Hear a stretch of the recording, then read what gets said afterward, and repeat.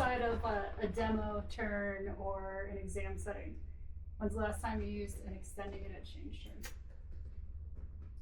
I probably have used some extending edge change on a thick powder day, heavy powder day, to kind of hop in and out of the snow. Some like edge change powder ollies.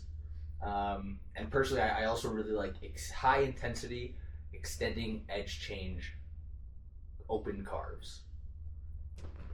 I think the last time I used it was probably in the trees. Okay. I love to hunt for like the most narrow passageways I can find, and to be really angulated and flexed in that moment of trying to initiate a turn can mean some knees or the booty just like hitting a tree, right? So sometimes I extended edge change, which creates less angles and helps me get through a more narrow corridor. Sweet, yeah, making sure you're narrow at a specific part of your turn. Yep. That's sweet. Hey, I'm Lyndsey Stevens. I'm Jesse Yedwab. And today we are talking about extending edge change turns.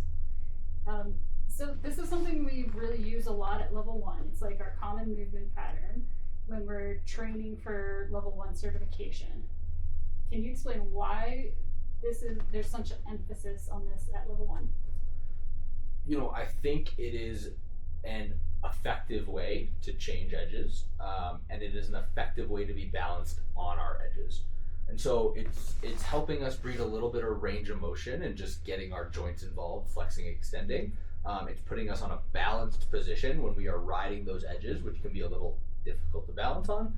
And then it's also helping us realign and restack our body at that moment of a flat board before we flex down into the new edge.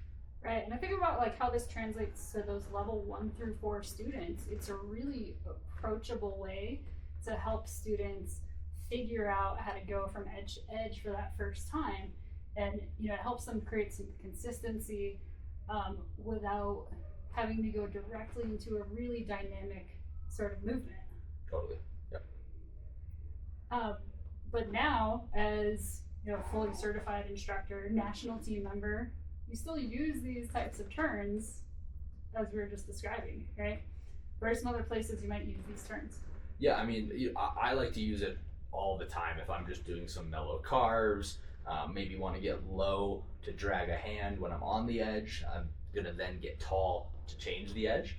So I think, it's something that we almost train away from, but then once you start snowboarding for yourself, you get out of the AASI, flex and edge change, retraction and edge change turns. I think it comes back into play fairly often when you're just cruising. Yeah, I think about with our different tools that we put in our toolbox, sometimes I hear instructors say like, oh, well, now I trained into flexing edge change, or now I trained into retraction. Why would I go back and use these things? Like, it's still a tool in your toolbox. And, I think it's so important to keep those tools available for you, especially in places like the trees, where you might need a different movement pattern in an instant, so that you're not running into a tree or a rock or some other object that you don't want to hit. And I see like an importance here of continuing to keep these tools trained and consistent so that you have them when you need them.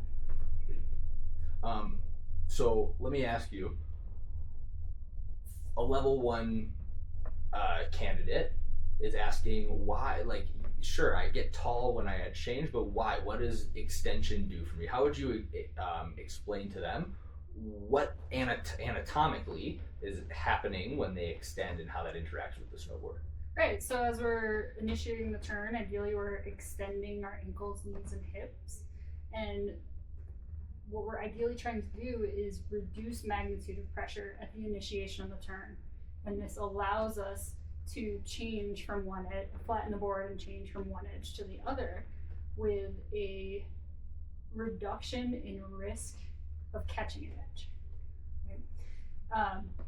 And so as we start to move into the control phase and the finish phase of the turn, ideally we'll want to flex the ankles, knees, and hips, whether that's just like a slight amount of range, or maybe it's a larger amount of range depending on what turn size you're trying to accomplish. But what that does is helps us to increase the pressure magnitude of pressure again between the board and the surface so that we can move up again. If you don't get low, you can't get high again, right? So that's something we kind of see like a park and ride situation quite a bit, where instructors will like stay at one sort of constant level of flex, and what ends up happening is maybe it's harder to start that turn. Maybe we're more likely to catch an edge. Adding that extension into the initiation of the turn helps us start the turn a little bit quicker, helps us to prevent any sort of fall, and as we're going through that, like, it has its time and its place, just like anywhere. But it's one of the more predictable, easier movement patterns to train into, so that we begin there so that we can train our students into that as well.